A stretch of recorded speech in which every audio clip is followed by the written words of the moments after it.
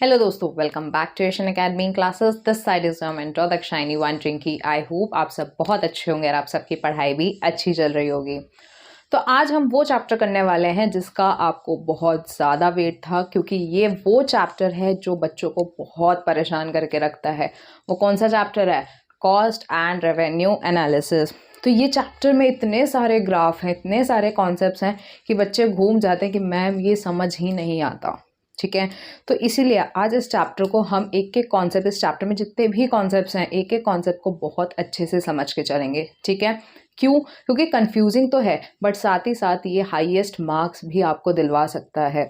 बहुत ज़्यादा स्कोरिंग सब चैप्टर है ये। इसमें से बहुत ज़्यादा मार्क्स के क्वेश्चंस भी आपसे हर साल पूछे जाते हैं। ठीक है, तो इसमें थ्योरी भी है, न्यूमेरिकल भी है, और हम इस वीडियो में थ्योरी एंड न्यूमेरिकल दोनों ही कवर करेंगे। Fine, okay. तो बेसिकली कॉस्ट एंड रेवेन्यू कुछ बुक्स में अलग अलग चैप्टर हैं, बट फ्रैंक में ये चैप्टर साथ में दे रखा है, तो हम कॉस्ट और रेवेन्यू दोनों को साथ में ही कवर करेंगे। ठीक है, तो सबसे पहले हम क्या जानेंगे कि इस चैप्टर में हमारे को कौन कौन से टॉपिक्स कवर करने हैं। तो हमारे को कौन कौन से टॉपिक्स इस चैप्टर में कवर करने हैं? हम सबसे पहले कुछ बेसिक कॉन्सेप्ट जानेंगे कॉस्ट ऑफ प्रोडक्शन के। देन हम फिक्स्ड कॉस्ट क्या होता है, वेरिएबल कॉस्ट क्या होता है, इसके बारे में पढ़ेंगे। फिर कुछ टोटल कॉस्ट कर्व और एवरेज कॉस्ट कर्व देखेंगे। देन मार्जिनल कॉस्ट, एंड उसके बाद हम रिलेशनशिप देखने वाले हैं average cost and marginal cost के बीच में। फिर total cost and marginal cost के बीच में रिलेशन देखेंगे। Then we will move on to the long run cost curve, जो अभी रिसेंटली आपके सिलेबस में ऐड हुआ है, और हमेशा हम जो है अपडेटेड सिलेबस के साथ पढ़ते हैं, तो ये कॉन्सेप्ट भी मैं आपको अच्छे से कवर करवाने वाली हूँ। ठीक है, then we will solve some numericals. उसके बाद एक नया चैप्टर, बट इसी में ही क्योंकि वो इंक्लूडेड है, वो हम पढ़ेंगे रेवेन्यू कॉन्सेप्ट्स। और परफेक्ट कंपटीशन और इम्परफेक्ट कंपटीशन में वो रेवेन्यू कॉन्सेप्ट्स, वो रेवेन्यू के जितने भी कॉन्सेप्ट्स हैं, वो कैसे बिहेव करते हैं, वो भी हम इस चैप्टर में कवर करने वाले हैं। So ultimately we have to cover 12 topics in this chapter. Clear? तो ये 12 टॉपिक्स हमारे को इस चैप्टर में कवर करने हैं। तो वीडियो थोड़ी सी लंबी हो सकती है, बट हम कोशिश करेंगे हम हर एक एक चीज़ को, हर एक एक टॉपिक को थोड़ा सा अच्छे से समझते हुए चलें। फाइन, चलिए। तो सबसे पहले आपको दो बातें बतानी है। पहले तो हम कुछ बेसिक कॉन्सेप्ट्स क्लियर करेंगे। ठीक है, इस चैप्टर से हटके कुछ बेसिक कॉन्सेप्ट्स को डिस्कस करेंगे। सेकेंड थिंग इज कि अगर आपने लॉ ऑफ रिटर्न चैप्टर नहीं पढ़ा है तो आप अभी इस वीडियो को रोक दो, सबसे पहले लॉ ऑफ रिटर्न चैप्टर पढ़ के आओ, और उसके बाद ही ये चैप्टर पढ़ना, क्योंकि बहुत सारी चीज़ें जो मैंने लॉ ऑफ रिटर्न में कवर करी हैं उसके बारे में मैं यहाँ पे डिस्कस करने वाली हूँ, क्योंकि कहीं ना कहीं ये दोनों चैप्टर्स थोड़े इंटरलिंक्ड हैं। ठीक है, तो अगर आप वो चैप्टर नहीं पढ़ा है आपने तो वो पढ़ के आओ, और अगर आपने पढ़ रखा है तो लेट्स कंटिन्यू। ठीक है, चलिए। तो बेसिकली हमने लॉ ऑफ रिटर्न चैप्टर में ये पढ़ा था कि हमारे प्रोडक्शन करने के लिए 4 इनपुट्स लगते हैं, और उनको हम कहते हैं फैक्टर्स ऑफ प्रोडक्शन। वो 4 इनपुट्स कौन कौन से हैं? Land, labour, capital and entrepreneur. क्या क्या? Land, labour, capital and entrepreneur.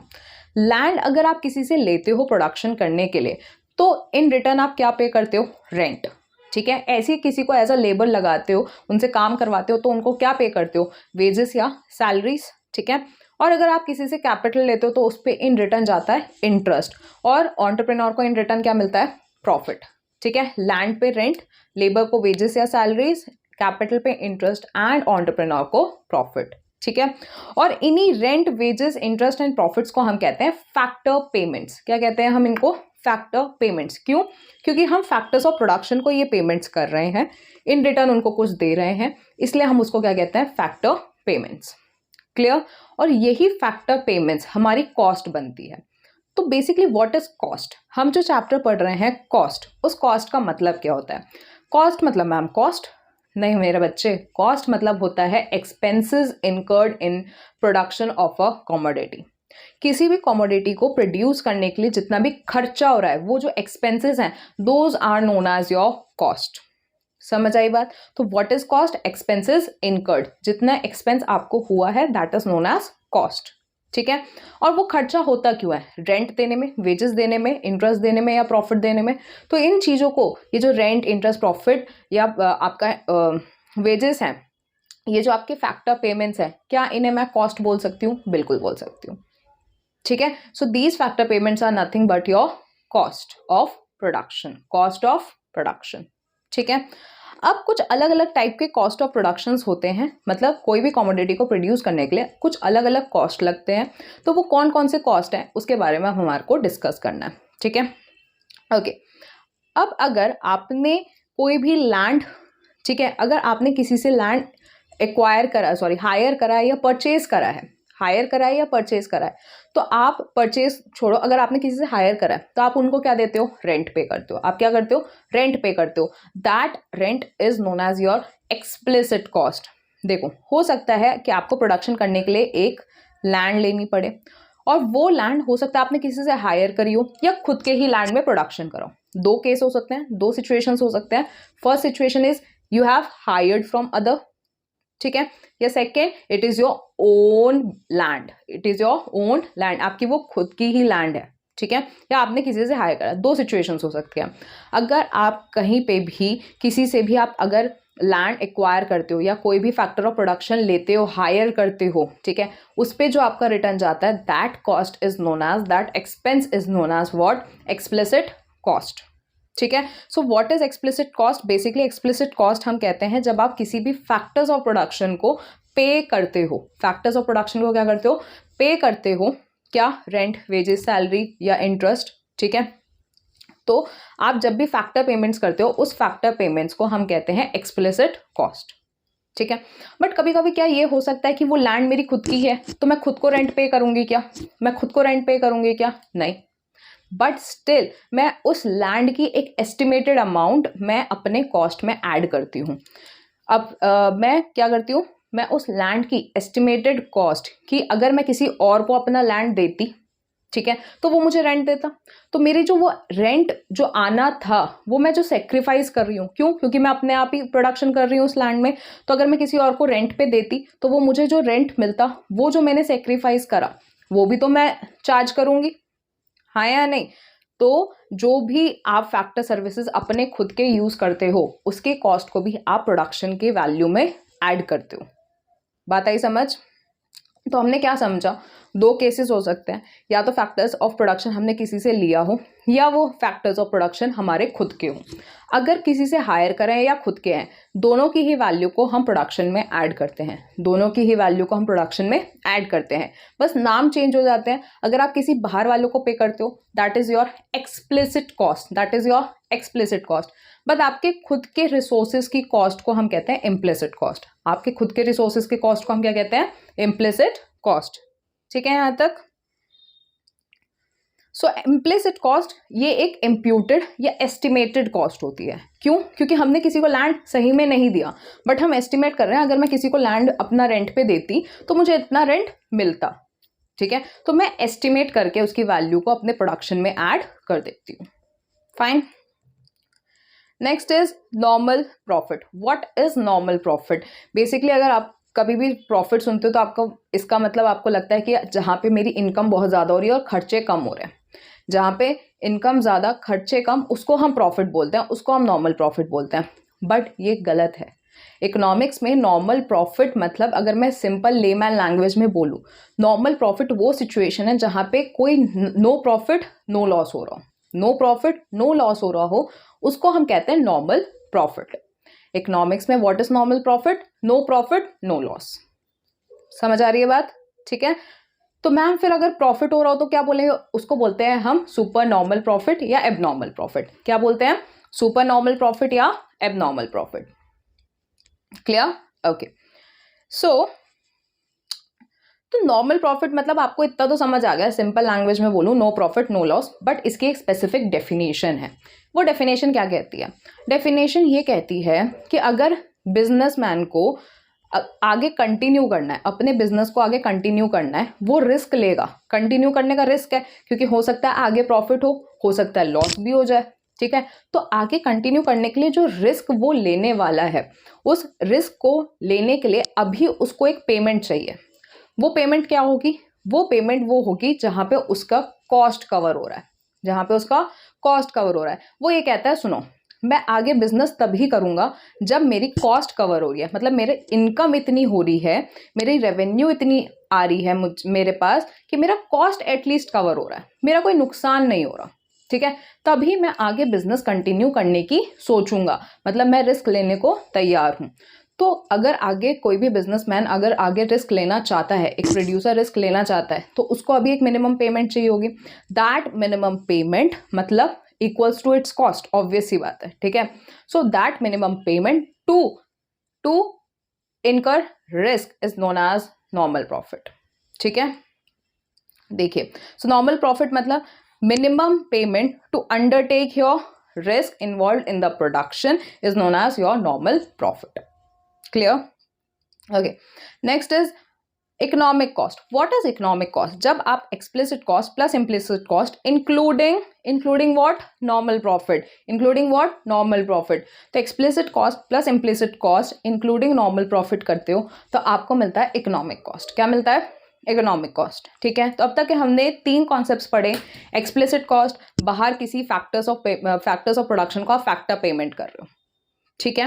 And what is implicit cost? आपके खुद के ओन रिसोर्सेज की estimated value, that is implicit cost.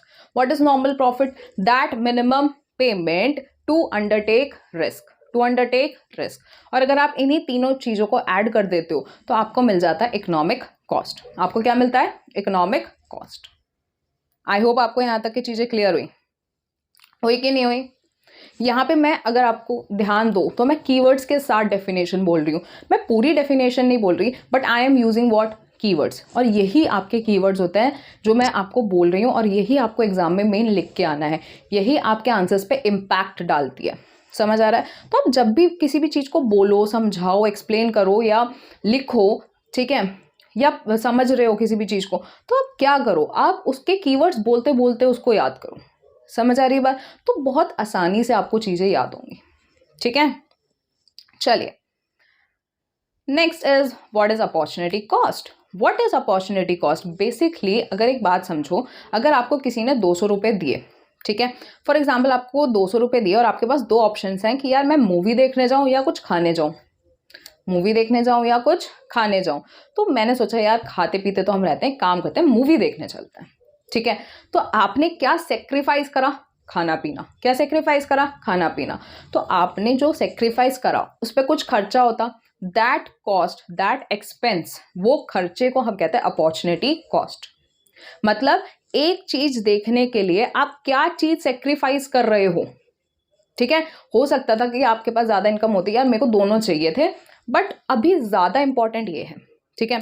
तो ये चीज पाने के लिए जो चीज आप सेक्रीफाइस कर रहे हो ना, उसकी भी कॉस्ट देखनी पड़ेगी, ठीक है, कि मैं सेक्रीफाइस क्या कर रहा हूं, वो भी बहुत जानना जरूरी होता है ड्यूरिंग प्रोड्यूसिंग एनी कमोडिटी, ठीक है।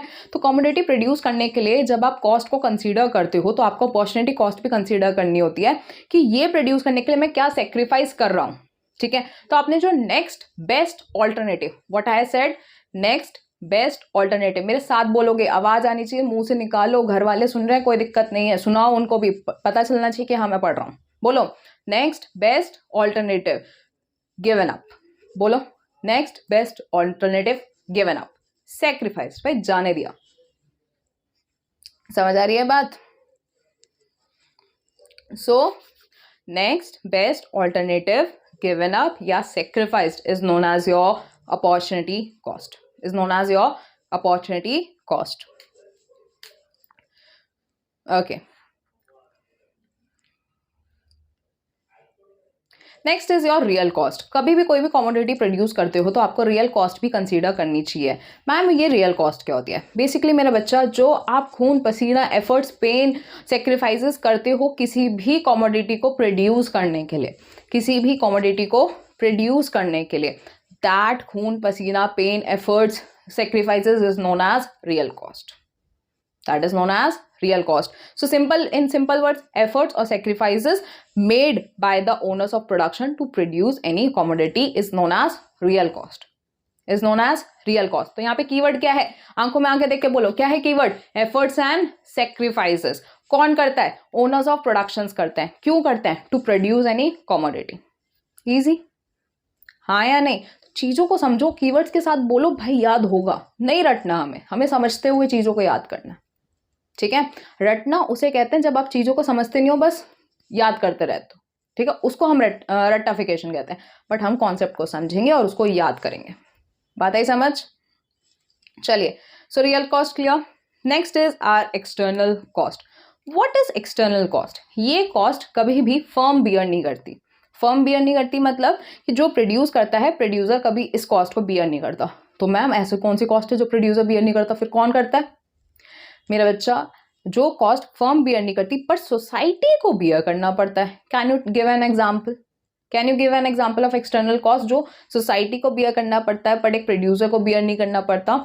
That is pollution. That is pollution. मतलब अगर किसी भी कमोडिटी को प्रोड्यूस होना है, प्रोड्यूस करना है, तो क्या इंडस्ट्री सेटअप करनी पड़ेगी, और उस इंडस्ट्री से कहीं ना कहीं क्या हो रहा है, हमारा एनवायरनमेंट पोल्यूट हो रहा है। तो उसकी कॉस्ट आपको किसको बियर करनी है? सोसाइटी को बियर करनी है। So that cost which is born by society, not by firm, cost borne by society not by firm is known as your external cost, is known as your external cost।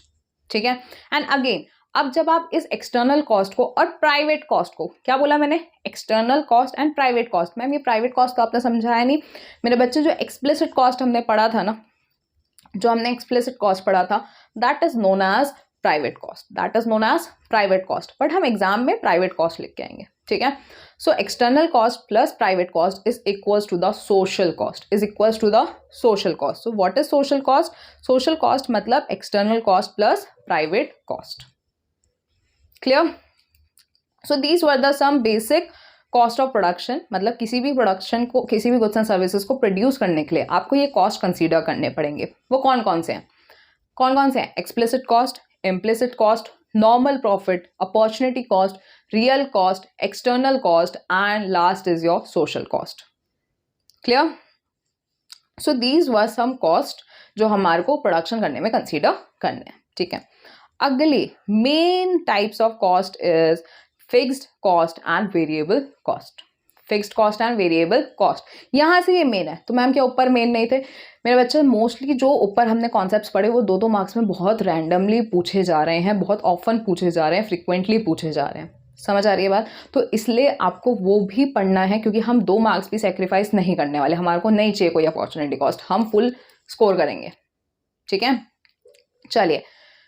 सो अब हमारा जो next concept है that is fixed cost and the variable cost. So what is the difference between the fixed cost and variable cost? Fixed cost मतलब जो fixed रहती है, फिर variable मतलब जो चेंज होती रहती है। फिक्स्ड कॉस्ट मतलब वो कॉस्ट जो फिक्स्ड रहती है, कांस्टेंट रहती है, उसको आउटपुट से कोई मतलब नहीं है, उसको आउटपुट से कोई भी मतलब नहीं है। बट वेरिएबल कॉस्ट आपकी वो कॉस्ट होती है जो चेंज होती रहती है, जो चेंज होती रहती है। बात आई समझ? So fixed cost is the cost which does not change, it remains constant. And what is variable cost? जो which keeps on changing, which keeps on changing with the change in the output, with the change in the output। समझ आ रही है बात? Example हंसना मत बिल्कुल भी। फिक्स्ड कॉस्ट, ठीक है, वेरिएबल कॉस्ट इज योर, समझ गए? समझदार को इशारा काफी है। ठीक है, याद रहेगा कि फिक्स्ड कॉस्ट और वेरिएबल कॉस्ट। ठीक है, चलिए मिटा देते हैं इसे। देखो देखो देखो, कभी आप जो है मेरे को ऐसी जो है वायरल कर दो। सुनो, सो fixed cost and the variable cost.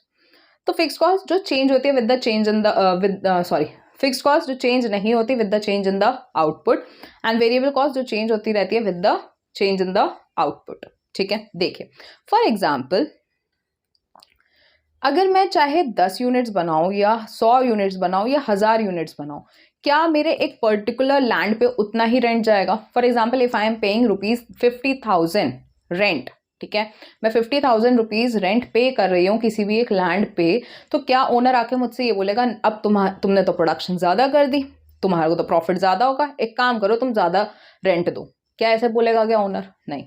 या हमने बोला कि ओनर सुनो हमारे ना प्रोडक्शन इस महीने थोड़ा कम है, तो एक काम करो आप थोड़ा कम रेंट ले लो, ऐसा हो सकता है क्या? नहीं। ओनर तो बोलेगा भाई मेरा रेंट 50,000 है, मुझे 50,000 चाहिए। हाँ या नहीं?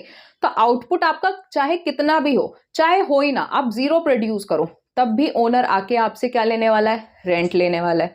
हाँ या नहीं? तो अगर आपके आउटपुट से कॉस्ट पे कोई फर्क नहीं पड़ता, वो कॉस्ट जानी ही जानी है, that is known as fixed cost, that is known as fixed cost. But एक बात बताओ, अगर आपने कोई प्रोडक्शन नहीं करी तो क्या लेबर को आप कोई वेजेस देने वाले हो? नहीं। उससे तो बोले भाई कोई प्रोडक्शन हुई नहीं, तूने कोई प्रोड्यूस करा ही नहीं, कुछ मेहनत करी नहीं, तुझे क्यों पे करें हम? हाँ या नहीं? या अगर मान लो 100 यूनिट्स प्रोड्यूस करे तो मैंने 30,000 सैलरी दी, अगर मैं 1000 यूनिट्स प्रोड्यूस करती हूँ तो क्या मेरी सैलरी बढ़ानी पड़ेगी मुझे? बिल्कुल बढ़ानी पड़ेगी। हाँ या नहीं? तो जैसे जैसे प्रोडक्शन बढ़ेगी मेरी सैलरी भी, मेरे को और वर्कर्स को लगाना पड़ेगा और वेजेस का एक्सपेंस मेरा बढ़ता जाएगा, वो मेरी कॉस्ट बढ़ती जाएगी। हाँ या नहीं? तो मतलब कहीं ना कहीं वेजेस या सैलरीज आउटपुट पे डिपेंड है। वेजेस या सैलरीज किस पे डिपेंड है? आउटपुट पे डिपेंड है, राइट? तो जो कॉस्ट आउटपुट पे डिपेंड है वेरिएबल कॉस्ट, जो डिपेंड नहीं है फिक्स्ड कॉस्ट। समझ आई बात? ठीक है, यहां तक clear? Okay, so there are some examples. For example fixed cost के एग्जांपल्स हैं इंश्योरेंस प्रीमियम, ठीक है, salary to the permanent employees. Permanent employees तो बोलेगा भाई मैं तो परमानेंट हूं, तुम्हारे प्रोडक्शन हो ना हो मुझे तो सैलरी चाहिए, ठीक है। इंटरेस्ट ऑन लोन, बैंक वाला आके बोलेगा तेरी प्रोडक्शन हो, ज्यादा हो कम हो, मुझे उससे मतलब नहीं है, मुझे मेरा जितना इंटरेस्ट आना है उतना इंटरेस्ट दे दे। Rent, property tax, license fees, maintenance of building and depreciation on machinery. Machinery को ये तो नहीं बोलेगा बेटा डेप्रिशिएट मत, अभी तूने तो कुछ प्रोड्यूस करा ही नहीं तो डेप्रिशिएट नहीं हो सकता, वो तो होगा, उसकी वैल्यू तो कम होगी, right? So these are what? Fixed cost, ठीक है।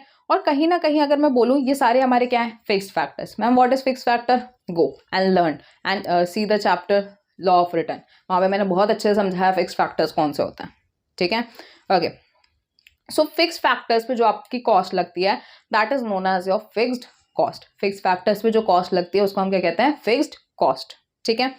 And what is variable cost? Wages, raw material, power and fuel, taxes, electricity, इनको हम क्या कहते हैं? Variable cost. इनको हम क्या कहते हैं? Variable cost. So variable cost is the cost incurred on variable factors, on variable factors. So fixed cost incurred on fixed factors and variable cost incurred on variable factors. ठीक, समझ आया? चलिए, so here comes the types of cost. अलग अलग type के cost होते हैं, हमने ये तो पढ़ लिया फिक्स्ड कॉस्ट और variable cost. There is a third type of cost that is marginal cost, जो हम आगे पढ़ेंगे, ठीक है। सुनो, so there are 3 types of cost, fixed cost, variable cost and marginal cost. Fixed cost में भी फर्दर क्लासिफिकेशन है टोटल, एवरेज। ऐसी वेरिएबल में भी फर्दर क्लासिफिकेशन है टोटल एंड एवरेज, ठीक है। Fixed cost, variable cost, marginal cost. Fixed cost में 2 part, total, average. Variable cost के 2 पार्ट, टोटल, एवरेज, ठीक। ओके, तो अगर अगर अगर आपने लॉ ऑफ रिटर्न्स अच्छे से पढ़ा हो, नहीं पढ़ा तो वापस बोल रही हूँ जाके पढ़ो, क्योंकि मैं इसमें बार बार उस चीज़ों को जिक्र करूंगी, मैं टाइम वेस्ट नहीं करूंगी एक ही चीज़ को बार बार एक्सप्लेन करनी। समझ आ रही है बात? वो चैप्टर भी इंपॉर्टेंट है, उसको भी आपको अच्छे से पढ़ाई करनी है, ठीक है। चलो, सो हमने पढ़ा था कि टोटल मतलब टोटल अमाउंट, टोटल मतलब टोटल अमाउंट, एवरेज मतलब एक का, एवरेज मतलब एक का। तो टोटल फिक्स्ड कॉस्ट मतलब होती है कि जितने भी यूनिट्स प्रोड्यूस करे हैं उस पर टोटल फिक्स्ड कॉस्ट कितनी लग रही है। For example 100 units, example 100 unit, अरे यार एक second, give me 1 second. 100 units produce करने के लिए अगर आपकी कॉस्ट 30,000 लग रही है, मतलब 30,000 रेंट जा रहा है for example, so this is your fixed cost. तो पहले तो हमें ये पता चल गया rent is a fixed cost, तो वो 30,000 मेरे टोटल अमाउंट है, मतलब टोटल यूनिट्स, पूरे 100 यूनिट्स पे 30,000 जा रहे हैं, ठीक है। बट अगर मैं बोलूँ चल एक बात बताओ, एक यूनिट पे कितना गया होगा फिर? अगर 100 यूनिट्स पे 30,000 का रेंट गया है तो एक यूनिट पे कितने का रेंट गया होगा?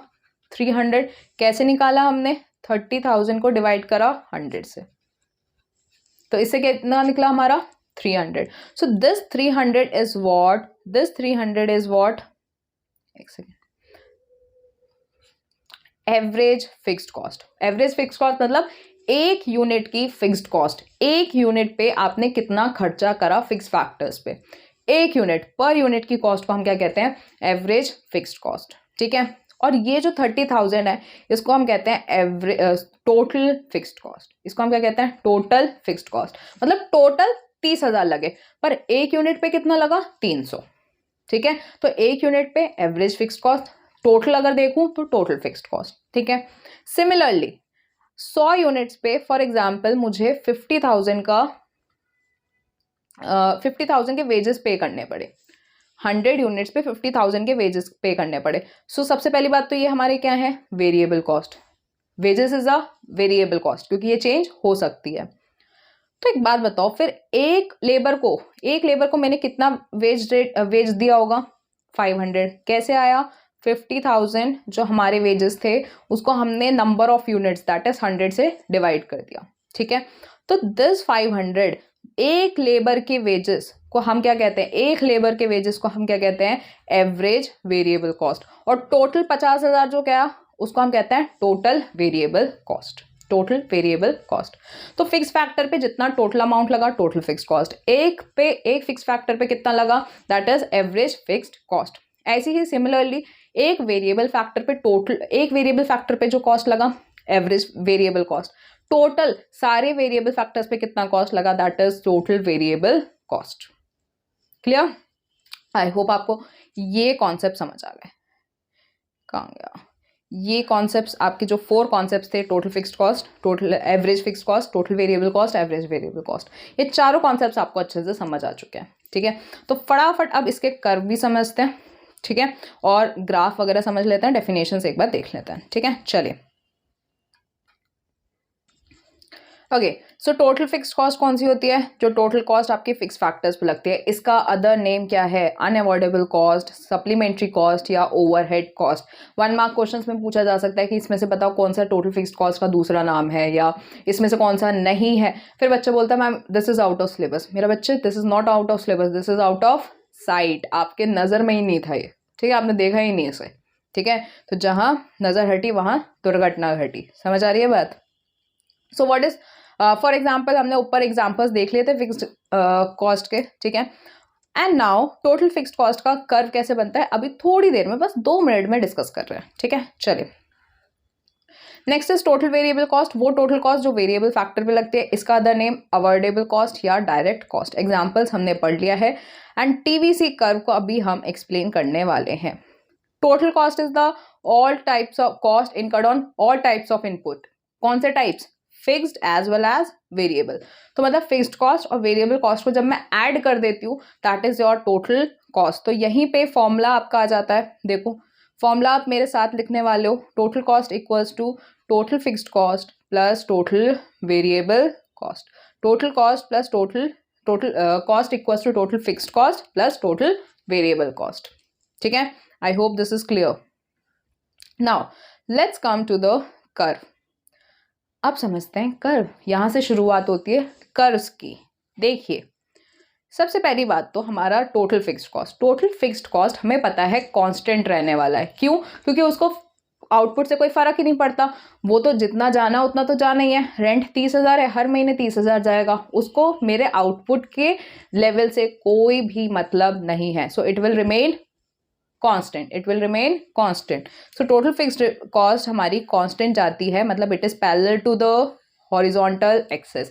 It will be parallel to the horizontal axis. क्या टोटल फिक्स्ड कॉस्ट कभी 0 हो सकती है? नहीं। क्यों ऐसा? क्योंकि अगर आप कोई बिजनेस ओपन कर रहे हो तो रेंट तो जाएगा, उस लैंड पे रेंट तो जाएगा, या आपने किसी से कैपिटल ले रखा है तो उस पर इंटरेस्ट भी जाएगा, हाँ या नहीं? सो आपका टोटल फिक्स्ड कॉस्ट कभी भी 0 नहीं हो सकता। चाहे आप आउटपुट 0 प्रोड्यूस करो तब भी आपका कुछ ना कुछ फिक्स्ड कॉस्ट जाएगा। ठीक है, तो दिमाग में रखना है क्या? Total fixed can not be 0। Fine. Next, what is total variable cost? Total variable cost आपका ओरिजिन से स्टार्ट होगा। ऐसा क्यों? क्योंकि मैम हमें पता है कि आउटपुट अगर 0 है तो हम वेजेस पे करेंगे ही नहीं, हमारी वेरिएबल कॉस्ट तो 0 ही होगी, राइट? तो हमारा टोटल वेरिएबल कॉस्ट हमारा ओरिजिन से स्टार्ट होके ऐसे एस शेप में जाता है, इन्वर्टेड एस। एस शेप है बट उल्टा एस। ठीक है, इन्वर्टेड एस। ऐसा क्यों? इसका मतलब ये होता है कि जो आपका टीवीसी कर्व है वो पहले इंक्रीज होता है with an decreasing rate. With an decreasing rate. ये बिल्कुल टोटल प्रोडक्ट का उल्टा है। ठीक है, टोटल प्रोडक्ट पहले इंक्रीजिंग से होता है फिर डिक्रीजिंग से होता है। यहाँ पे टोटल वेरिएबल कॉस्ट में पहले डिक्रीजिंग रेट है फिर इंक्रीजिंग रेट है, पहले डिक्रीजिंग रेट है एंड देन इंक्रीजिंग रेट है। ठीक है, ऐसी total variable cost total cost भी सेम बनता है, पहले ये इंक्रीज होता है डिक्रीजिंग रेट से बट फिर इंक्रीज होता है ये इंक्रीजिंग रेट से। यहां पे मैं बात कर रही हूं रेट की, यहां पे मैं किसकी बात कर रही हूं, रेट की। समझ आ रही है ये बात? ठीक है, सो सबसे पहले टीसी या टीवीसी, टोटल कॉस्ट या टोटल वेरिएबल कॉस्ट, दोनों ही first it increases at an decreasing rate and then it increases at a increasing rate. ठीक है, वापस बोलो, टीवीसी या TC curve initially increases with an decreasing rate and then it increases at an increasing rate. Clear? Okay, but अब आपके दिमाग में ये सवाल आ रहा होगा कि मैम आपने टीसी को ओरिजिन से स्टार्ट क्यों नहीं करा, वाई एक्सिस से स्टार्ट क्यों करा? क्योंकि मेरे बच्चे देखो इधर, total cost equals to total fixed cost plus total variable cost होता है। Total cost equals to total fixed cost plus total variable cost होता है। मान लो जीरो आउटपुट है, मैंने कुछ भी प्रोड्यूस नहीं करा, तो टोटल वेरिएबल कॉस्ट तो जीरो आएगी कि नहीं आएगी? बिल्कुल। मैं कोई भी वेजेस पे करूंगी क्या? नहीं। बट क्या मेरा रेंट जाएगा? रेंट तो जाना ही जाना है, चाहे मेरा आउटपुट जीरो, उसको तो मतलब नहीं है मैं कितना आउटपुट प्रोड्यूस करूं कि नहीं करूं। ठीक है, तो मेरा टोटल कॉस्ट हमेशा कभी भी जीरो नहीं हो सकता, तो इसका मतलब at zero level of output, जब भी आउटपुट जीरो होगा तब आपका जो टोटल कॉस्ट है वो equals to total fixed cost होगा। जब भी आउटपुट जीरो होगा उस टाइम पे आपका जो टोटल कॉस्ट है that will be equals to your total fixed cost. इसको कहीं पे नोट करके, भाई एक बड़े से नोट करके इस चीज को लिख लो,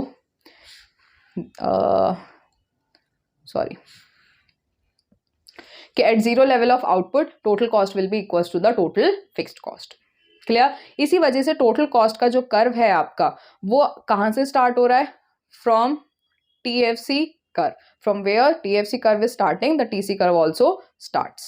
यहाँ से TFC स्टार्ट हो रहा है, यहाँ से TFC स्टार्ट हो रहा है, वहीं से ही आपका TC भी स्टार्ट हो रहा है। I hope this is clear to you. समझ आ रही है बात?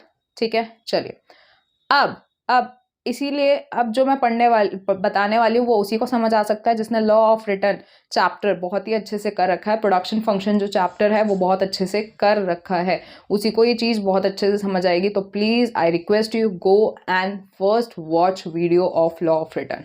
ठीक है, तो सबसे पहले आप लॉ ऑफ रिटर्न करेंगे एंड देन आप ये वीडियो देखने वाले हैं। ठीक है, ओके। सो हमने लास्ट चैप्टर में ये कवर करा था कि लॉ ऑफ वेरिएबल प्रोपोर्शन क्या होता है। क्या पढ़ा था हमने कि लॉ ऑफ वेरिएबल प्रोपोर्शन क्या होता है? तो बेसिकली जो आपका लॉ ऑफ वेरिएबल प्रोपोर्शन है वो ये कहता है कि यहाँ प्रोड्यूसर 3 स्टेजेस में प्रोड्यूस कर सकता है, stage 1, stage 2 and stage 3। Stage 3 is a economic nonsense we have studied. ठीक है, हमें पता है स्टेज 3 में तो कभी कोई ऑपरेट कर ही नहीं सकता। So there will be stage 1 and stage 2। तो यहाँ पे हम सिर्फ स्टेज 1 और स्टेज 2 के बारे में बात करेंगे, स्टेज 1 एंड स्टेज 2। ठीक है, और हमें ये भी पता है कि स्टेज 1 में हमारे को कैसा रिटर्न मिलता है? हमारे को इंक्रीजिंग रिटर्न मिलता है। हमें कैसा रिटर्न मिलता है? Increasing return. एंड स्टेज 2 में हमें रिटर्न कैसे मिलता है? Decreasing return. हमारे को स्टेज 2 में कैसा रिटर्न मिलता है? Decreasing return. वापस से बोल रही हूँ, मैं यहाँ पे वर्ड यूज कर रही हूँ रिटर्न, और यहाँ पे वर्ड है रेट, दोनों में बहुत ज़्यादा डिफरेंस है। ठीक है, तो इसमें कंफ्यूज मत होना बिल्कुल भी। अब बच्चा यहाँ पे ये गलती करता है कि उसको अगर ये याद है, अगर वो बोल रहा है कि initially TVC increases at a decreasing rate, तो वो ये भी लिख के आ जाता है कि बिकॉज ऑफ डिक्रीजिंग रिटर्न, जबकि स्टेज 1 में कैसा रिटर्न है? Increasing return. तो आपको दिमाग में ये रखना है बहुत अच्छे से कॉस्ट चैप्टर में कि यहाँ पे चीज़ें अपोजिट चलेंगी, अगर डिक्रीजिंग रेट है तो इंक्रीजिंग रिटर्न होगा। ठीक है, और अगर इंक्रीजिंग रेट है तो डिक्रीजिंग रिटर्न होगा। तो कॉस्ट चैप्टर में पढ़ते हुए आप ये दिमाग में बहुत अच्छे से डालोगे कि यहाँ पे चीज़ें अपोजिट चलने वाली है।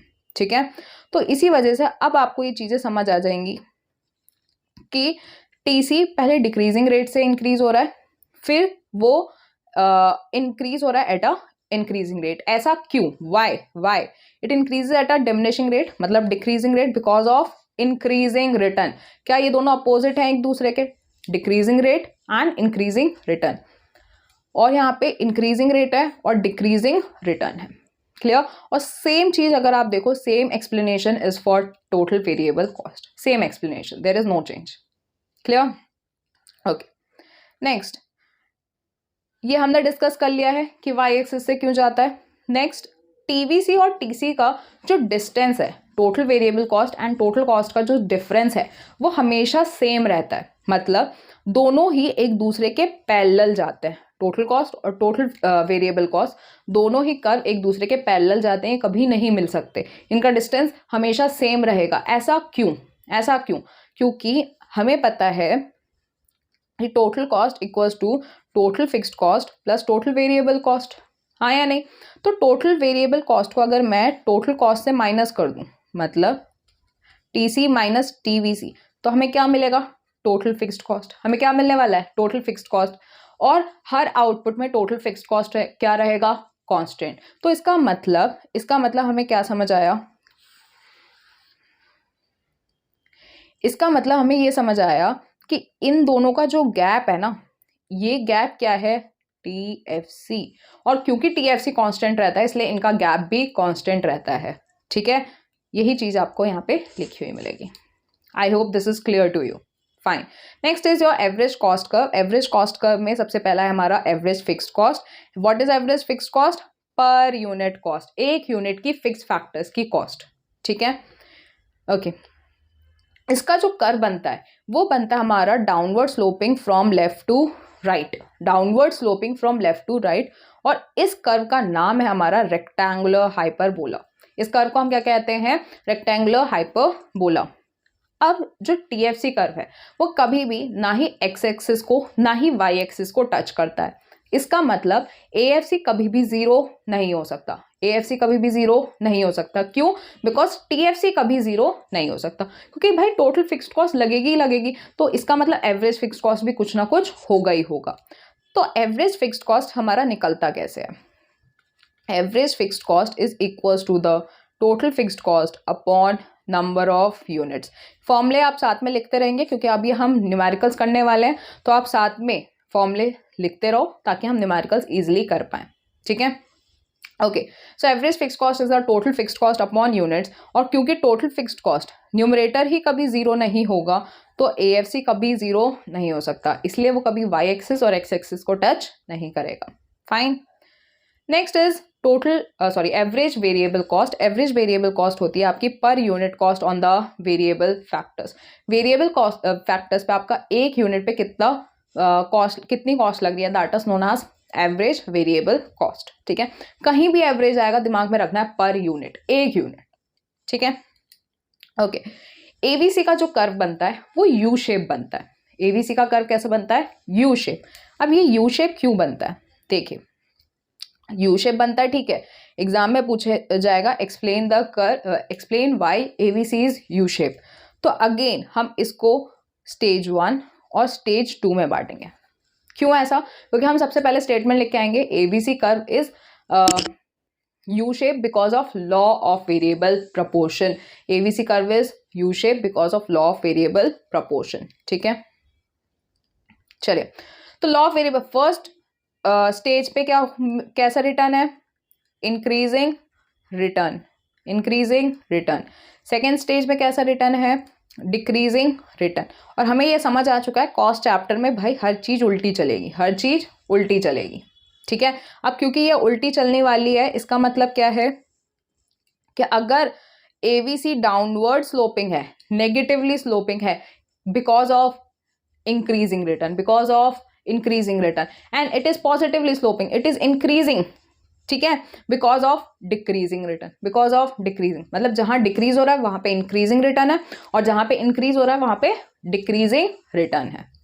ठीक है, तो आपको यही चीज लिख के आनी है, एवीसी इज यू शेप। ये 3 मार्क्स में पूरा पूरा आपको फ्री का क्वेश्चन पूछा जाता है, बस आपको दिमाग में यही चीज रखनी है, कॉस्ट चैप्टर में हर चीज उल्टी चलेगी। ठीक है, short AVC is U shape in short run, because of law of variable proportion. It is negatively slow in initial stage due to increasing return, and it is positively slow because of decreasing return. Clear? I hope this is clear to you. Next is your average cost. Average cost मतलब fixed cost और variable factor. Fixed factors and variable factors पे per unit, एक unit पे कितनी cost लग रही है, that is known as your average cost. और एवरेज कॉस्ट को हम एवरेज टोटल कॉस्ट भी बोलते हैं. एवरेज टोटल कॉस्ट भी बोलते हैं. तो आपका जो एवरेज वेरिएबल कॉस्ट है, एवरेज वेरिएबल कॉस्ट, ये कैसे निकलता है आपका? Total variable cost divided by units. Average variable cost divided by units is known as average variable cost. ठीक है. Okay, and what is average cost? Average cost is total cost divided by units. ठीक है, यहाँ तक clear? चलिए. Okay, AC is also U shape. Reason is same. अभी हमने जो ऊपर रीजन पढ़ा वो बिल्कुल सेम रीजन है, सेम डिट्टो आपको छाप के आना है. तो चाहे वो AC का रीजन हो, ABC का रीजन हो, सेम. ठीक है. Next is your marginal cost. जैसे हमने मार्जिनल प्रोडक्ट पढ़ा था, सेम हमारा मार्जिनल कॉस्ट है. मार्जिनल मतलब होता है एडिशनल. मार्जिनल मतलब एडिशनल. फॉर एग्जाम्पल 100 यूनिट्स पे आपकी टोटल कॉस्ट, यूनिट्स है, टोटल कॉस्ट आपकी 1 लाख रुपए लग रही है. ठीक है. 101 यूनिट प्रोड्यूस करने की वजह से मेरी जो कॉस्ट है वो बढ़कर 1,100,000 होगी. या एक काम करते हैं, 1,10,000 कर देते हैं. ठीक है. तो इसका मतलब एक एक्स्ट्रा यूनिट प्रोड्यूस करने की वजह से एक्स्ट्रा कितनी कॉस्ट लग रही है? कितनी एक्स्ट्रा कॉस्ट लग रही है मेरी? 10,000. So this 10,000 is what your marginal cost. But हो सकता है ना कि यहाँ पे मैं बोलूँ कि 110 का बताओ, तो यहाँ पे यूनिट्स में भी चेंज है, बट मार्जिनल कॉस्ट हमेशा एक यूनिट का देखा जाता है. मार्जिनल कॉस्ट हमेशा एक यूनिट का देखा जाता है. तो यहाँ पे यूनिट्स में कितना का चेंज आया? 10 का. तो इस 10,000 में अब हम 10 से भी डिवाइड कर देंगे तो हमें मिल जाएगा 1,000. तो अब जो मार्जिनल कॉस्ट आएगी वो 1,000 आएगी. तो इसका मतलब हम मार्जिनल कॉस्ट कैसे निकाल सकते हैं? सिंपली अगर मैं बोलूँ तो मार्जिनल कॉस्ट हम कैसे निकाल सकते हैं? हम टोटल कॉस्ट में चेंज देखेंगे और हम यूनिट्स में चेंज देखेंगे. डेल्टा, ये जो ट्राइंगल का साइन दिख रहा है, इसका मतलब होता है चेंज. ठीक है. टोटल कॉस्ट में कितना चेंज आया अपॉन यूनिट्स में कितना चेंज आया, तो उससे हमें क्या मिल जाता है? Marginal cost. उससे क्या मिल जाएगी हमें? Marginal cost. ठीक है. I hope this is clear. Next, भाई मार्जिनल कॉस्ट भी यू शेप होता है. And ma'am what is the reason? Same. ऊपर जो हमने पढ़ा सेम रीजन. तो average cost, average variable cost and marginal cost, तीनों ही कर्व यू शेप होते हैं. ठीक है. और reason is same, because of law of variable proportion. Because of law of variable proportion. और लिख के कैसे आना है? उल्टा. ठीक है. I hope this is clear. और आप साथ ही साथ में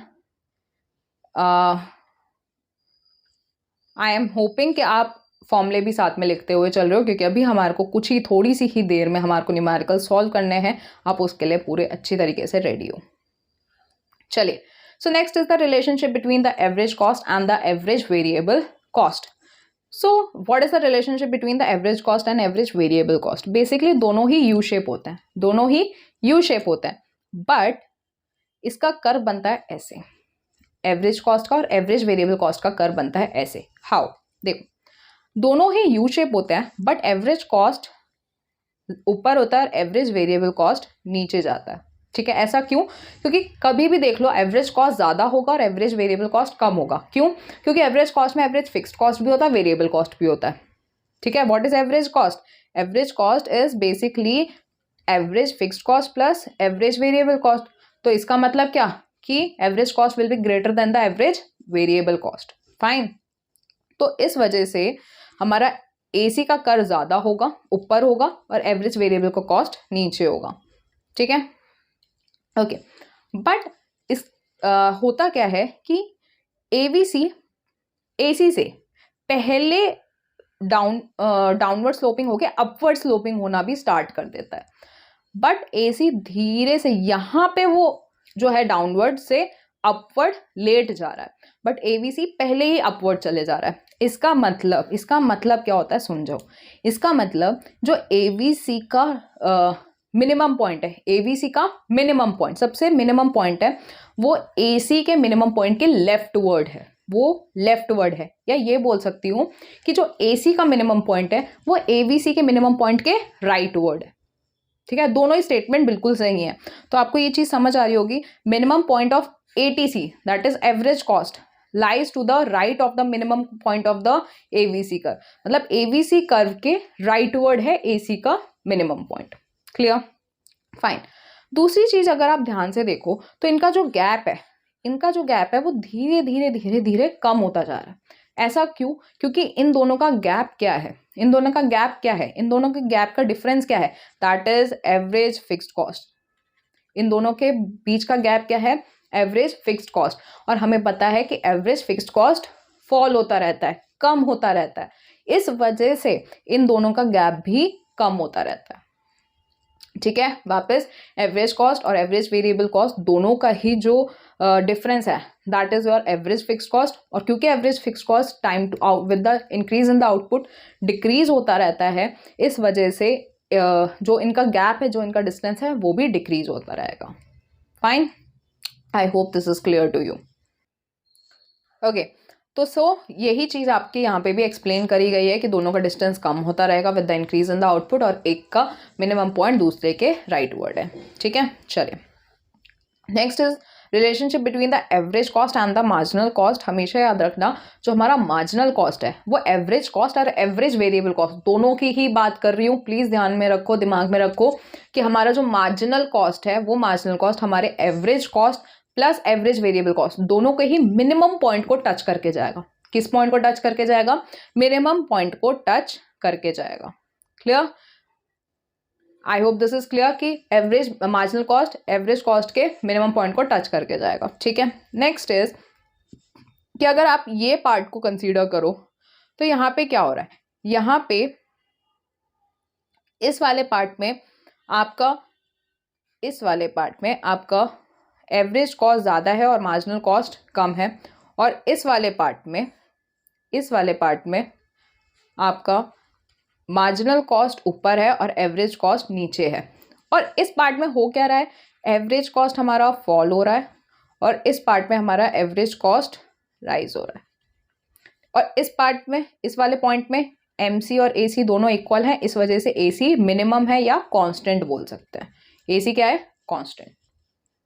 क्या ये रिलेशनशिप आपको समझ आ रहा है? बस यही लिख के आना है। अगर आपका कर्व एक बार बन गया, आप रिलेशनशिप लिख सकते हो, जैसे हमने एपी और एमपी का देखा था, हाँ या नहीं? तो आपको पता है, आप अगर एक बार ग्राफ बन गया तो यू कैन ईजिली एक्सप्लेन। यही चीज़ देख लो, आपके स्क्रीन के सामने बहुत अच्छे से एक्सप्लेन करा हुआ है। ठीक है, और क्या आप ये लैंग्वेज लिख के आ सकते हो? बिल्कुल लिख के आ सकते हो, नो डाउट। ठीक है, यही चीज़ आपको एग्जाम में एक्सप्लेन करके आनी है। फाइन, सो यहाँ पे हमने ये रिलेशनशिप, दो रिलेशनशिप्स देख लिया। तीसरा रिलेशनशिप है total cost and marginal cost के बीच में। ये आई थिंक आपके आपके बुक में नहीं दे रखा है, बट स्पेसिफिकली मैंने बता दी क्योंकि एग्जाम में एक बार पूछा भी गया है टोटल कॉस्ट और मार्जिनल कॉस्ट के बीच में रिलेशनशिप। तो यहाँ पे जहाँ पे टोटल कॉस्ट हमें पता है इन्वर्टेड एस शेप जाएगा, जहाँ पे वो कर्व चेंज करता है वो डिक्रीजिंग रेट से इंक्रीजिंग रेट में जा रहा है, जहां पे वो कर्व चेंज कर रहा है वहां से हम एक स्ट्रेट लाइन ड्रॉ करेंगे। ठीक है, और फिर मार्जिनल कॉस्ट डाउनवर्ड जाएगा और जैसे ही वो टच करेगा वहां से ऊपर जाएगा। ठीक है, मतलब मार्जिनल कॉस्ट पहले डाउनवर्ड जाएगा, जैसे ही टच करा ऊपर जाएगा। क्या मार्जिनल प्रोडक्ट के बिल्कुल अपोजिट है? बिल्कुल। अगर आपने लॉ ऑफ रिटर्न में मार्जिनल प्रोडक्ट पढ़ा है तो आपको ये बहुत अच्छे से समझ आ रहा होगा। ठीक है, तो मार्जिनल कॉस्ट जैसे ही डाउनवर्ड जाएगा, जैसे ही उसने छुआ वहां से वो ऊपर। ठीक है, I hope this is clear to you, और ये रिलेशनशिप भी आप लिख के आ सकते हो। ठीक, चलिए, so next is the long run cost curve. Long run cost curve में हमारे कॉस्ट कर्व कौन कौन से होते हैं? Total cost curve, average cost curve और मार्जिनल कॉस्ट। यहाँ पे सिर्फ दो हैं, कुछ टोटल एवरेज नहीं होता। ठीक है, मतलब फिक्स्ड कॉस्ट वेरिएबल कॉस्ट कुछ नहीं होता, सब कुछ वेरिएबल है। लॉन्ग रन में हर एक चीज वेरिएबल है। क्यों? क्योंकि हम पढ़ चुके हैं because of the law of variable proportion, हमारे लॉन्ग रन में सिर्फ और सिर्फ वेरिएबल कॉस्ट होती है, वेरिएबल फैक्टर्स होते हैं। There is nothing like fixed factors, क्योंकि फिक्स फैक्टर्स नहीं होते इसलिए फिक्स्ड कॉस्ट नहीं होती, ठीक है। तो सिर्फ वेरिएबल कॉस्ट होती है, इस वजह से हमने सीधा नाम दिया total cost, average cost and marginal cost. But हमारे सिलेबस में, हमारे बुक में सिर्फ एक चीज दे रखी है, that is the relationship between the long run average cost and long run marginal cost. Average cost और मार्जिनल कॉस्ट के बीच में रिलेशनशिप। और आपको क्या एक चीज पता है, आपको ये पहले से ही आता है, आप जस्ट अभी पढ़ के आए हो, जो आपने पढ़ा है ना, देखो क्या बिल्कुल सेम है, बस नाम क्या चेंज हो गया, एल बस ऐड हो गया, बस एल ऐड हो गया, बाकी अभी आपने जो पढ़ा वही चीज है, सेम चीज है लॉन्ग रन में, ठीक है। तो लॉन्ग रन में आपको सेम कर्व आपको ड्रॉ करके आना है, ठीक, बस नाम चेंज कर दो, LMC and LAC, that is long run marginal cost and long run average cost. I hope this is clear to you. और क्यों LAC यू शेप है, तो आप सीधा सीधा लिख के आओ, इसके अंदर डीपली मत जाओ, क्योंकि आपके ये सिलेबस में नहीं है, तो आपको डीपली नहीं जाना कि एवरेज कॉस्ट इनिशियली फॉल होता है बिकॉज ऑफ इंटरनल इकोनॉमीज, और वो इंक्रीज होता है because of internal diseconomies. पहले internal economies and then is internal diseconomies, ठीक है। आपको इसके डिटेल में नहीं जाना, इसके बहुत सारे रीजंस आपके बुक में दे रखे होंगे, but that is not in your syllabus, fine. चलिए, सो आई होप यहाँ तक के आपको चीजें बहुत अच्छे से क्लियर होती हुई आ रही हैं। और अब बारी है हमारे न्यूमेरिकल्स की। किसकी बारी है? न्यूमेरिकल्स की। सो न्यूमेरिकल्स बात कर लेते हैं। और मैंने यहाँ पे 2015, 2011 और 2012 इनके न्यूमेरिकल्स, 3 न्यूमेरिकल्स यहाँ पे लिए हैं। क्यों? क्योंकि अदर ईयर्स में सिमिलर क्वेश्चंस दिए हैं, बस अमाउंट चेंज कर दिया है, बाकी हर एक चीज सिमिलर है। तो मतलब जो क्वेश्चंस आपके पूछे जा रहे हैं वो सेम टाइप ऑफ क्वेश्चंस है। तो मैंने इसीलिए 3 क्वेश्चंस यहाँ पे मैं सोच रही हूँ कि मैं आपको करवा दूँ, सॉल्व करवा दूँ, ठीक है, तो ताकि आपको ईजी हो जाए, ठीक। बट उसके लिए आप सबसे पहले आप रजिस्टर हाथ में रखोगे और साथ ही साथ कैलकुलेटर साथ में रखने वाले हो और मेरे साथ कैलकुलेट करके आंसर्स निकालने वाले हो, ठीक है। तो क्या आप रेडी हो? चलिए, तो शुरू करते हैं with the numericals of the cost.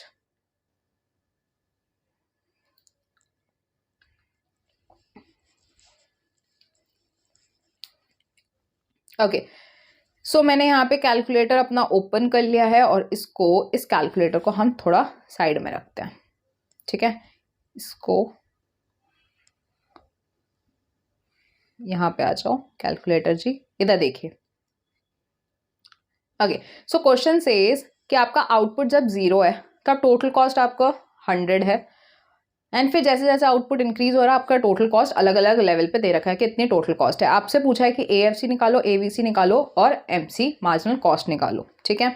तो हमें पता है सबसे पहले AFC का फॉर्मूला अभी आपने मेरे साथ लिखा होगा, total fixed cost upon units. Second formula is average variable cost, that is total variable cost upon units. And third, marginal cost का भी हमने फॉर्मूला लिखा है, change in total cost upon units, change in total cost upon change in units. क्या हमने ये चीज लिखी है? फॉर्मूले हमने अभी अभी लिखे थे ये सारे। अब देखिए, क्या हमारे को क्वेश्चन में टोटल फिक्स्ड कॉस्ट दे रखी है क्या? ढूंढे, अगर आप किसी को पता चल गया हो टोटल फिक्स्ड कॉस्ट ढूंढ सकते हो क्या? बता सकते हो, क्वेश्चन में दे रखा है, पर ध्यान देने की जरूरत है बस। अभी हमने ऊपर पढ़ के आया था और मैंने बहुत हाईलाइट भी करवाया था कि इसको कहीं लिख लो। हमने क्या लिखा था कि जब आउटपुट 0 होता है तब जो टोटल कॉस्ट होती है वो ही TFC होती है। जब आउटपुट 0 होता है तब जितना टोटल कॉस्ट होता है वही हमारा टोटल फिक्स्ड कॉस्ट होता है, तो यहाँ पे टोटल फिक्स्ड कॉस्ट कितना है? 100। तो आउटपुट में हम लिखेंगे 0, 1, 2, 3 एंड 4, और टोटल कॉस्ट हमारी कितनी दे रखी है? 100, 250, 100, 250, 370, 550 एंड 740, ठीक है। अब टोटल फिक्स्ड कॉस्ट अभी हमने निकाला 100 आएगा, ठीक है। और अब हमारे को पता है कि टोटल कॉस्ट में टोटल वेरिएबल कॉस्ट माइनस कर दूं तो मुझे मिल जाता है, टोटल फिक्स्ड कॉस्ट माइनस कर दूं तो मुझे मिल जाएगा क्या? टोटल वेरिएबल कॉस्ट, ठीक है। तो टोटल वेरिएबल कॉस्ट हम क्या करेंगे? TC से TFC माइनस करते चलेंगे। तो 100 माइनस करो, सबसे पहले आएगा 0, फिर आएगा 150, 170, 450 and 640। I hope this is clear to you. हमने टीवीसी, मैम टीएफसी टीवीसी क्यों निकाल रहे हैं? मेरा बच्चा एएफसी निकालने के लिए टीएफसी चाहिए, एवीसी निकालने के लिए टीवीसी चाहिए, जो क्वेश्चन में नहीं दे रखा। तो इसलिए सबसे पहले हमारे को टीएफसी निकालना पड़ेगा और टीवीसी निकालना पड़ेगा। ठीक है, चलिए नेक्स्ट। तो एवरेज वेरिएबल कॉस्ट अब हमारा निकल सकता है। हमें क्या करना है, टीएफसी को डिवाइड कर टीवीसी को डिवाइड करना है यूनिट से। तो टीवीसी को यूनिट से डिवाइड करिए। टीवीसी ये रहा हमारा, 0 डिवाइडेड बाय 0 डैश, हमें वैल्यू आज तक नहीं पता। अगर आप कैलकुलेटर में भी करोगे, देखो 0 डिवाइडेड बाय 0 एरर आएगा, रिजल्ट इज अनडिफाइंड। ठीक है, okay. So next 150 divided by 1, that will B 150, and 170 divided by 2, it will be your 85, and 450 divided by 140 is your 130, I guess 150 sorry 150, और 4 को आप डिवाइड करोगे it will be your 160।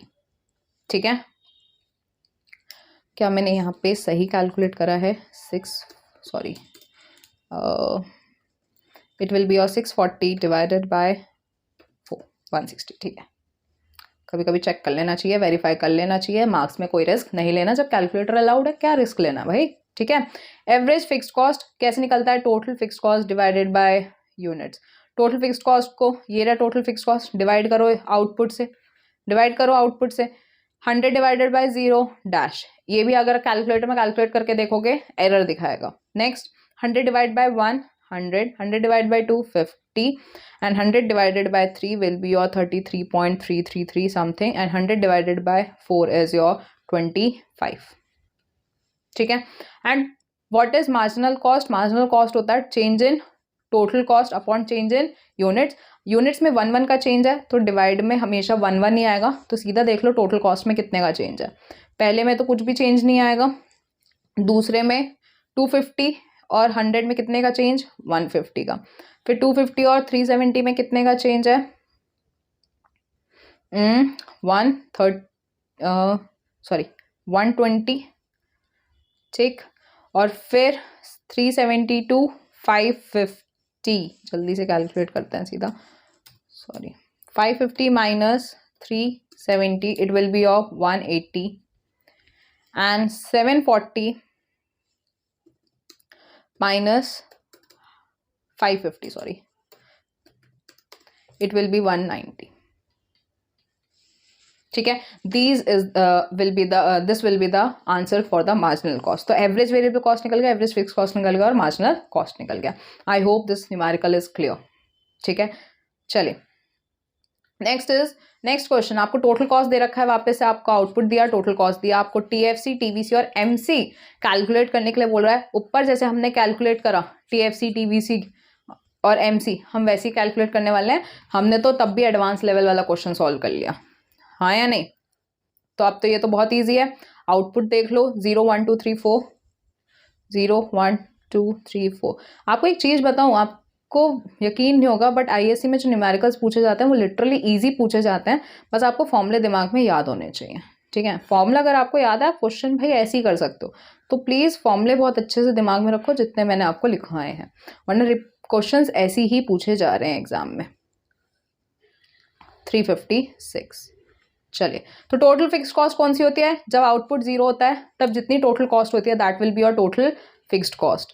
तो fixed cost तो constant ही रहेगी, 100 ही रहेगी। ठीक है, and what is total variable cost? Total cost में से टोटल फिक्स्ड कॉस्ट हटा दो, टोटल कॉस्ट में से टोटल फिक्स्ड कॉस्ट हटा दो, टोटल वेरिएबल कॉस्ट मिल जाएगी, that is 60। This will be 112 180 and 256। ठीक है, and what is marginal cost? Change in total cost upon change in units. एक चीज देखो, यूनिट्स में सिर्फ एक का चेंज आ रहा है। ठीक है, एक का चेंज आ रहा है, मतलब डिवाइड में हमेशा 1 ही रहेगा। ठीक है, तो इसलिए हम इसको कंसीडर नहीं कर रहे, हम सीधा टोटल कॉस्ट में डिफरेंस देखेंगे। टोटल कॉस्ट में पहले कोई भी डिफरेंस नहीं है, फिर 60 का डिफरेंस आया, सीधा सीधा माइनस कर लेते हैं। 212 minus 160 it is 52। it will be your 52. Then 280 minus 212, it will be your 68.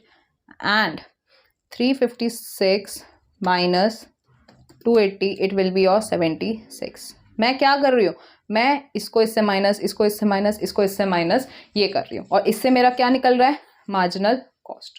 ठीक है, I hope this is clear कि आपको total fixed cost, total variable cost और मार्जिनल कॉस्ट कैसे निकालना है, और इसी से आप एवरेज फिक्स्ड कॉस्ट और एवरेज वेरिएबल कॉस्ट भी निकाल सकते हो. और एग्जाम में सिमिलर यही क्वेश्चन पूछा जाता है. अगर आपको यकीन ना हो तो आप देख सकते हैं 2012 में आपको आउटपुट और टोटल कॉस्ट दे दिया, आपसे fixed cost, average total cost, average variable, average total variable, average variable और मार्जिनल कॉस्ट पूछ लिया, सब कुछ पूछ लिया. क्या हम निकाल सकते हैं ये?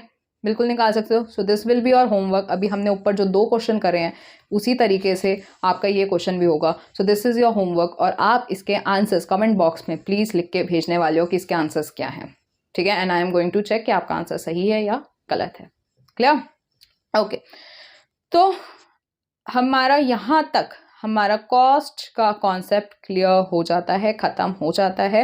एंड मैं सोच रही हूँ कि मैं रेवेन्यू चैप्टर की वीडियो एक अलग से रिकॉर्ड कर लूँ, क्योंकि ये चैप्टर थोड़ा सा वीडियो थोड़ी सी लंबी हो जाएगी, तो बेटर है कि हम रेवेन्यू चैप्टर अलग वीडियो में करें. ठीक है, मैंने सोचा था कि इसी वीडियो में मैं कॉस्ट और रेवेन्यू दोनों कवर कर दूं, बट आई गेस थोड़ा सा वीडियो लंबी हो जाएगी, थोड़ी वीडियो लंबी हो जाएगी, तो बेटर है मैं रेवेन्यू चैप्टर अलग वीडियो में कवर करूँ. ठीक है, सो इन दिस वीडियो हम सिर्फ कॉस्ट कॉन्सेप्ट को कवर कर रहे हैं, and that's all for this video. अगर आपको वीडियो अच्छी लगी, थोड़ी सी लंबी हो गई आई नो, बट मैंने यहाँ पे हर कॉन्सेप्ट्स को क्लियर करने की कोशिश करी है, जिसके वजह से आपको एग्जाम में बहुत अच्छे से आप स्कोर कर पाओगे, आपको चीज़ें समझ आएंगी, आप क्वेश्चन सॉल्व कर सकते हो. ठीक है, सो अगर आपको वीडियो अच्छी लगी तो प्लीज़ अपने फ्रेंड्स के साथ ज़रूर शेयर करें.